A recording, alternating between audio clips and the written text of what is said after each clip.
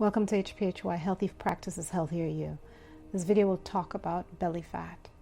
There are different types of fats in the body, from intramuscular fat, which is the fat found within the muscle fibers, to brown fat, which is brown adipose tissue. It's found mainly in infants and small amounts in adults. It's made a resurgence in the news because of cold plunge, but brown fat burns calories to generate heat and maintain body temperature and is considered a beneficial type of fat because it aids in energy expenditure. There's ectopic fat, which is fat that accumulates in the organs where it really and typically should not be, such as the liver, and can lead to fatty liver disease or the heart. And this type of fat is often associated with metabolic disorders and is a sign of poor fat distribution in the body. But for the purposes of this video, we're going to focus on two types of fats, subcutaneous and visceral. Subcutaneous will be the supporting player in this, and we will focus and concentrate on visceral fat. Visceral fat is the fat that wraps around internal organs like the liver, the kidney, the pancreas. And subcutaneous fat, this is the fat that lies just beneath the skin and is more superficial. It's what you can pinch with your fingers. So if you take your fingers and you take it to a fatty part of you and you pinch, that's like subcutaneous fat. So we're going to have a deep dive into visceral fat, also known as that dangerous belly fat that sits deep inside of your abdominal cavity surrounding your organs. And you might think visceral fat is just a cosmetic issue, but it goes so much deeper than that, figuratively and literally. It's actually one of the most harmful types of fats for your overall health, increasing your risk of several chronic diseases. But don't worry, we are here. We're going to explore exactly how visceral fat works in your body, and most importantly, how to get rid of it with actionable science-backed steps.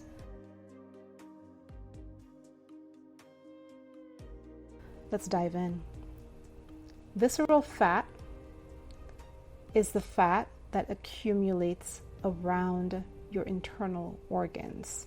And unlike subcutaneous fat, which just sits underneath your skin that you can pinch, visceral fat is hidden and stored deep inside your abdominal cavity surrounding these organs, and more dangerous because it is metabolically active and can disrupt the normal function of your organs. It releases inflammatory cytokines, which we talked about in our inflammation video, and hormones like cortisol, which we talked about in the cortisol video, that can disrupt your body's normal function, leading to an increased risk of metabolic diseases like type 2 diabetes, cardiovascular disease, and even certain cancers. This means that visceral fat, or excess visceral fat, can shorten your health span and potentially your lifespan. So why? Why is this fat stored in the abdominal cavity and not distributed on the body? It's due to several factors, including genetics, hormones, and the body's preference for storing fat close to vital organs for easy energy access. Some people just are genetically predisposed to store fat in their abdominal area rather than evenly across their body. This is often referred to as the apple-shaped body type. And hormones like insulin and cortisol play a significant role in how fat is stored. When insulin sensitivity decreases, as happens with insulin resistance, your body tends to store more fat, particularly around the organs in the abdominal area. We talked about the mechanism in our cortisol video. Cortisol is also often called the stress hormone, and it promotes fat storage, especially in the belly during times of stress. The body stores fat around vital organs to make it easier to mobilize for energy if and when needed. However, this becomes problematic when there is too much visceral fat, leading to dangerous health conditions. So visceral fat is not just inert storage. It's biologically active, and like we mentioned, secretes hormones and inflammatory chemicals that can actually damage your organs. So we start with visceral fat secreting these inflammatory cytokines, which contribute to chronic inflammation throughout the body. This systemic inflammation damages cell tissues and organs, leading to a higher risk of conditions like diabetes and cardiovascular disease. Now, the fat doesn't just stay outside of your organs, it can actually get inside and infiltrate them. So for example, non-alcoholic fatty liver disease occurs when fat builds up inside the liver, impairing its ability to function properly. Fat can also accumulate around the heart and other organs, leading to fatty liver disease or increased risk of heart disease. Then the visceral fat drains directly into the liver via the portal vein, exposing the liver to fatty acids and inflammatory cytokines, which worsens insulin resistance. This further increases the risk of developing type 2 diabetes and metabolic syndrome. And then visceral fat contributes to the development of atherosclerosis, or the buildup of plaque in the arteries, increasing the risk of heart attacks and strokes. So the fat around the heart can impair its function, leading to heart failure over time. And the pancreas, which produces insulin, can be affected by this fat infiltration, this invasion, reducing its ability to regulate the blood sugar levels and worsening the risk of diabetes. So how is visceral fat formed? The accumulation happens when there is excess of calories and the body stores this as surplus fat. Visceral fat forms through this complex mechanism involving hormones and metabolism, like when you consume excess calories, especially from processed carbs and sugars, your pancreas secretes insulin to manage this blood sugar levels, right? So over time, if your body becomes insulin resistant, it cannot efficiently store glucose in the muscles, and the excess glucose is stored as fat in the abdominal cavity. This directly contributes to visceral fat accumulation. Stress also triggers the release of cortisol, a hormone that prompts the body to store fat, particularly in the abdominal cavity. Elevated cortisol levels lead to increased visceral fat storage, as your body interprets stress as a survival signal to hold on to fat for future energy needs. As we age, our hormonal changes like a decrease in estrogen for women and testosterone for men can shift fat storage patterns. This hormonal shift makes it easier for fat to accumulate around the abdomen. Visceral fat secretes pro-inflammatory cytokines, which create this low-grade chronic inflammatory state in the body. This inflammation further disrupts metabolic processes, creating a vicious cycle of fat accumulation, insulin resistance, and more inflammation. Visceral fat cells also produce leptin, a hormone that signals to your brain when you're full. However, excess fat can lead to leptin resistance, making it harder to feel full, leading to overeating and perpetuating the fat storage cycle. We all know the body is brilliant, is intelligent, functional, most brilliant machine known to man. Everything has a purpose and a reason. Even vestigial organs like the appendix that research used to think was a throwaway, now research suggests it stores beneficial bacteria.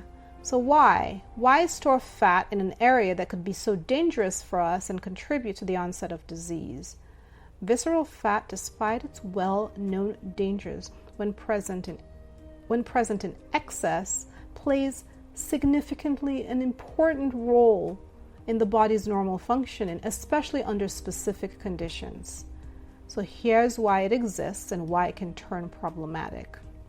So first, visceral fat serves as this readily accessible energy source for vital organs during times of stress or food scarcity. Fat stored around the internal organs can be metabolized very quickly when the body needs some energy urgently. This mechanism is important for survival, especially in times of prolonged fasting or during periods of intense physical stress, where energy demands are high and immediate access to fuel is necessary.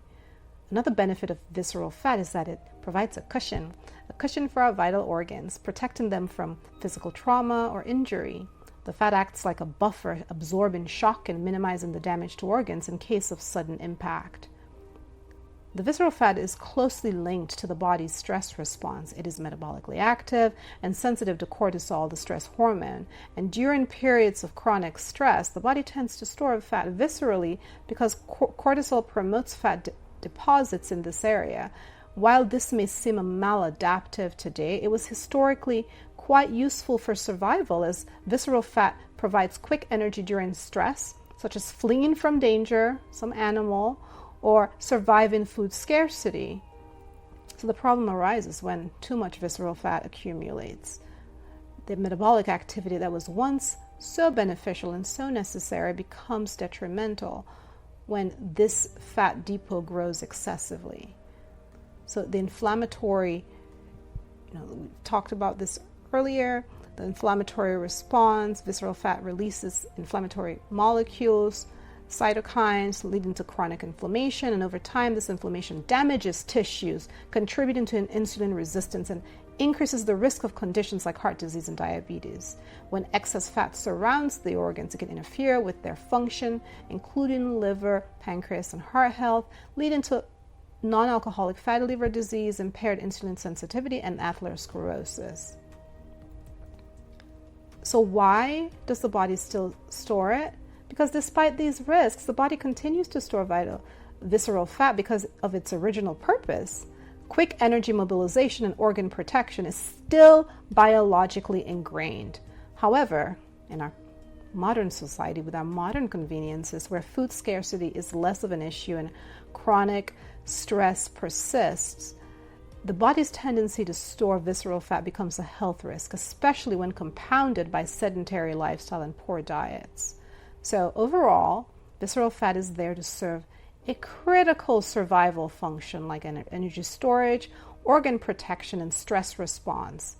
However, in our modern context, these advantages can backfire and have backfired for so many, turning visceral fat from a helpful depot into a risk factor for chronic diseases due to excessive accumulation and its inflammatory properties. The preference for visceral fat is also linked to the body's stress response. Cortisol, the stress hormone, promotes visceral fat storage, further exacerbating the issue, especially as cortisol levels often rise during middle age due to lifestyle factors. So let's just briefly have a quick overview of the greatest hits of health risks of visceral fat. So it's more than these mentioned, but we start with heart disease and stroke. Visceral fat increases the risk of plaque buildup in the arteries, leading to atherosclerosis and higher chances of heart disease and stroke. Type 2 diabetes is the second one. Visceral fat, the link between visceral fat and insulin resistance is one of the key drivers behind the development of type 2 diabetes. Key. Chronic inflammation from visceral fat increases the risk of cancers, including colon, breast, and liver cancer. Visceral fat increases the risk of non-alcoholic fatty liver disease, which can lead to liver inflammation and cirrhosis. Excess visceral fat can compress the lungs, reducing respiratory function, and leading to issues like sleep apnea. Okay, doom and gloom over of visceral fat. Boku bad news. What can we do now? Solution time. So 10 actionable steps to reduce visceral fat. Starts, of course, with your diet. These are our greatest hits. We always mention them in basically every video because they are foundational. They're pillars of health for a reason. So we have to assess our diet, right? We have to reduce processed carbs and sugar, and because they cause rapid spikes in blood sugar and insulin levels that lead into increased fat storage, particularly in the abdominal region. The second, what can we do about it? So we can cut down on our refined sugars or white bread and other processed carbs, and we replace those with whole grain vegetables and lean proteins. We can focus on foods that have a low glycemic index to maintain stable blood sugar levels, and we can avoid sugary beverages like soda and fruit juices. And we'll have a video around some of the other ways to be able to enjoy carbohydrates without some of these dangers. A second activity we can undertake to reduce belly fat is to prioritize protein intake. Protein helps regulate appetite by increasing the production of satiety hormones like peptide YY, while reducing levels of hunger hormone ghrelin. Protein also has a high thermic effect, meaning your body burns more calories digesting it compared to fats and carbohydrates. I think we talked about this in a couple of other videos. It also helps maintain muscle mass, which increases your metabolic rate and helps burn fat. So what can you do? Just include protein-rich foods like chicken, eggs, fish, or legumes in every meal, nuts, whatever works for your particular lifestyle and your choices and what you have access to. We also want to consider protein supplements if necessary, especially post-workout. For protein, some people say you suggest there's been some research, and this is still an ongoing debate about the amount of protein you should have. You should probably communicate with your healthcare professional and registered dietitian or nutritionist to assess what is right for you and your health conditions. But consider protein supplements if necessary, especially post-workout. You can also consider adding high protein snacks like Greek yogurt or nuts between your meals, depending on how you eat and what protocol you're currently under. The third way that we can reduce belly fat is to engage in HIIT, high intensity interval training. HIIT involves short bursts of intense exercise followed by rest periods. It's been shown to be highly effective at reducing visceral fat because it improves insulin sensitivity, increases the body's ability to burn fat for energy, and boosts the metabolism for hours after the workout, so that afterburn effect. So you may try to incorporate your own form of HIIT. And it doesn't have to be, something that you hate. Obviously, we want to figure out something that you enjoy doing that would qualify as HIIT, of just this high intensity workout and then periods of rest. And so incorporate it 2 to 3 times a week, something like sprinting, jump squats, cycling, rebounding, running really hard, jump jacks really hard in place, body weight exercises, burpees, squats, followed by rest periods. So you start with shorter sessions and gradually increase as you build endurance. So a fourth activity you must undertake to reduce belly fat is to manage stress and reduce your cortisol. Chronic stress, like we've mentioned. Chronic stress leads to the release of cortisol, a hormone that promotes fat storage, particularly in the abdomen. High cortisol levels also increase appetite, leading to overeating and further fat gain. Practice stress management techniques like mindfulness, meditation, or deep breathing exercise for at least 10 minutes a day. Prioritize activities that help you relax, such as reading, listening to music or a comedian, spending time in nature, yoga, deep breathing exercises with some people that you love, people that make you laugh, where you just enjoy your time with them, journaling, whatever works for you that's healthy and safe within the bounds of, our human existence and not harming others. Do that to feel good. So another activity that you must undertake is having to prioritize sleep 7 to 9 hours a day, per night, which would be wonderful. As poor sleep does increase cortisol production. So you can consider yoga or Tai Chi, which combines physical activity with stress reduction. So another activity that you have to undertake, you have to limit or eliminate alcohol consumption. I know. But alcohol is a carcinogen. We'll have an alcohol video later. So alcohol can impair your liver's ability to metabolize fats, leading to increased fat storage, especially in the abdominal area. Alcohol is also high in calories and can disrupt hormones that regulate hunger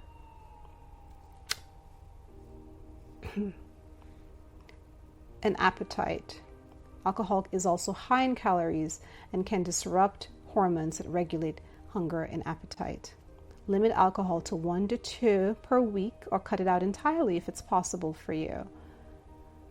Opt for lower caloric alcoholic beverages. If you must, opt for lower calorie alcoholic beverages with no added sugar. Look for the sugar content in these because they sometimes sneakily get them in there. Replace evening drinks with herbal teas or infused water or something else that's not a carcinogen. So another activity that is a must if you want to reduce or eliminate your belly fat is to get quality sleep. Sleep is essential for regulating hormones like leptin, which signals fullness, and ghrelin, which signals hunger. We talked about this with the stress, and the cortisol, but it also matters. It warrants its own mention because the lack of sleep increases cortisol levels and disrupts insulin sensitivity, promotes fat storage, particularly in the belly. So we talked about aiming for for 7 to 9 hours of sleep per night, or however many hours you require. I've heard some people say they require 10, 12, 14, and those people look quite rested and quite good and quite happy. So establish a relaxing bedtime routine. Turn off your screens at least an hour or a few more before bed. Eat 3 to 4 hours before bed so you digest properly. Keep your bedroom cool and dark if that's possible for you, if you have those options. Consider using a sleep tracker to monitor your sleep. You'd be surprised at what you see. You do have to manage that against the anxiety from not having slept well, and how that kind of sometimes turns into this vicious cycle of you not sleeping well because you know you didn't sleep well, and now you're forcing yourself to sleep well. It tends to not work out. So if it's not working for you, please remove that tracker. So if it works for you where it makes you go to bed earlier, then do it. If it's not working for you, then remove the tracker at that time.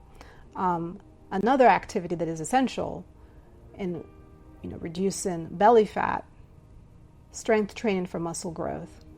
Strength training builds lean muscle mass, which increases your resting metabolic rate, allowing you to burn more calories even when you're not exercising. So we've talked about this in a few videos.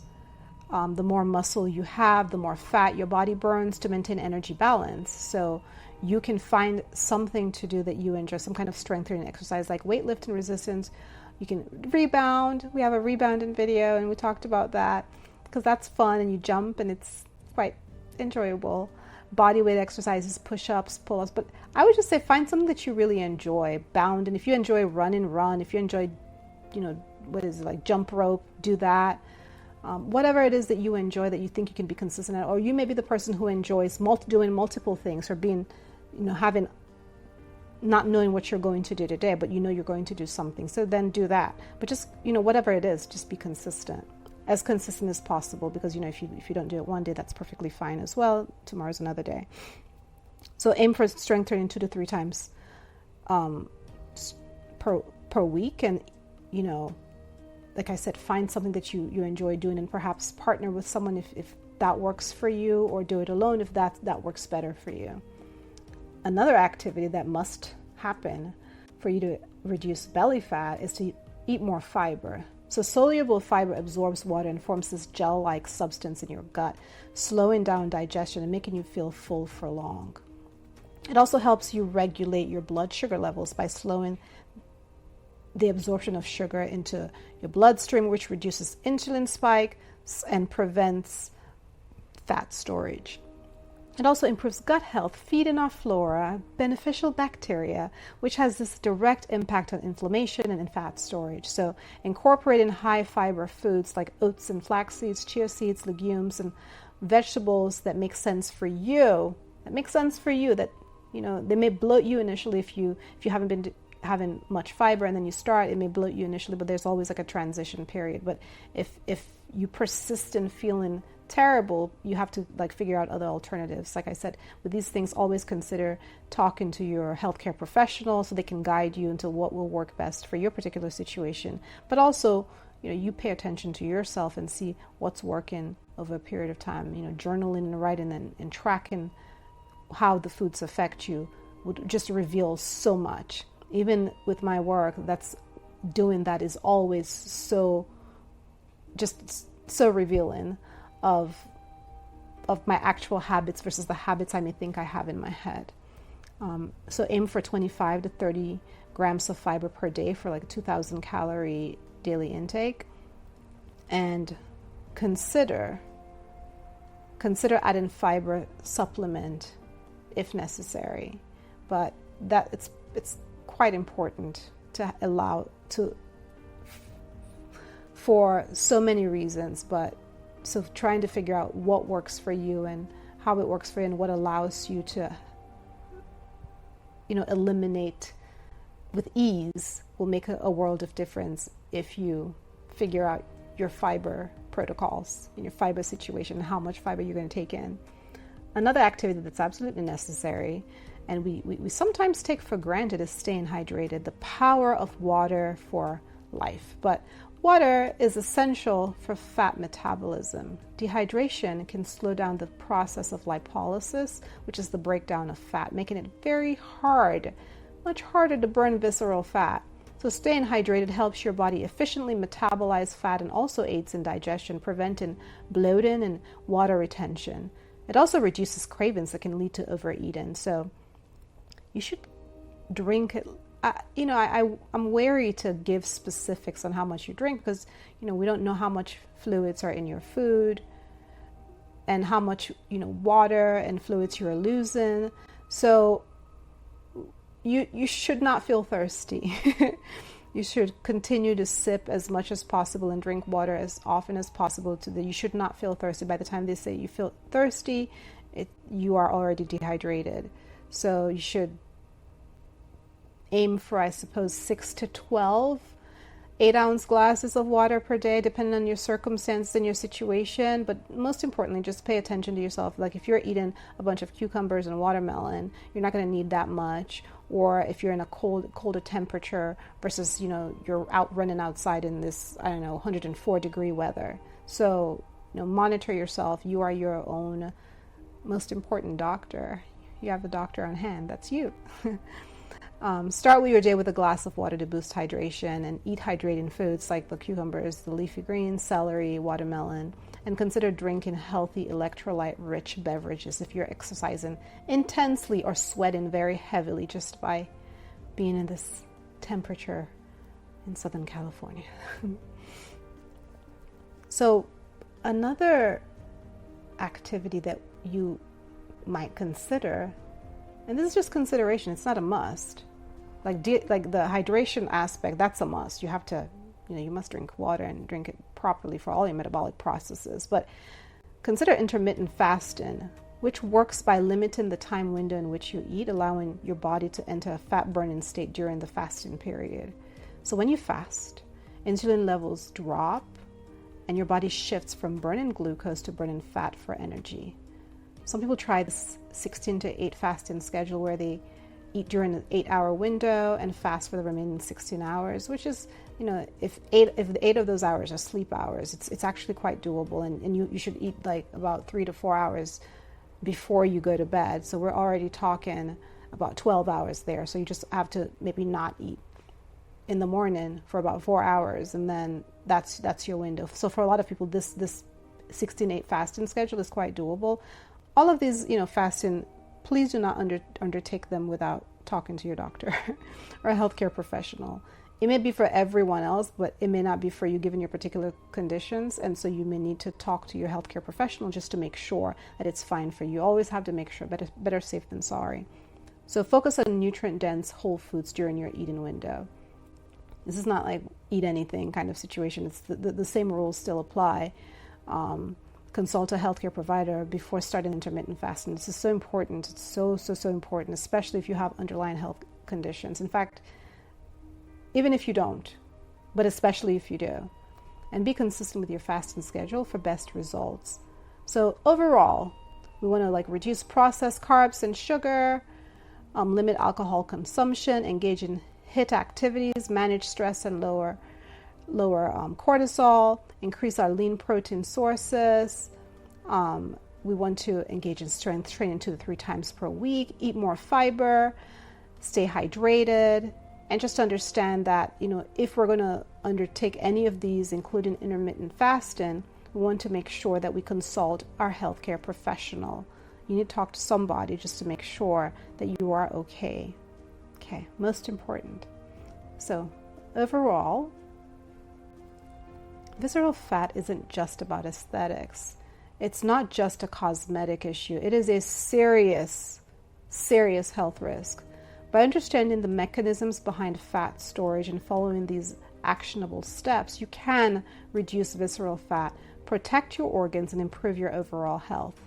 If you prioritize this balanced diet, regular exercise, stress management, sleep, and everything we've mentioned, you will definitely see good results, possibly great results. But first, always talk to your healthcare professional before undertaking any new regimen. So you can start implementing these tips after then, and within weeks, you will notice the difference both inside and out. So subscribe and share with a friend who might find this useful. Have a great day. Bye.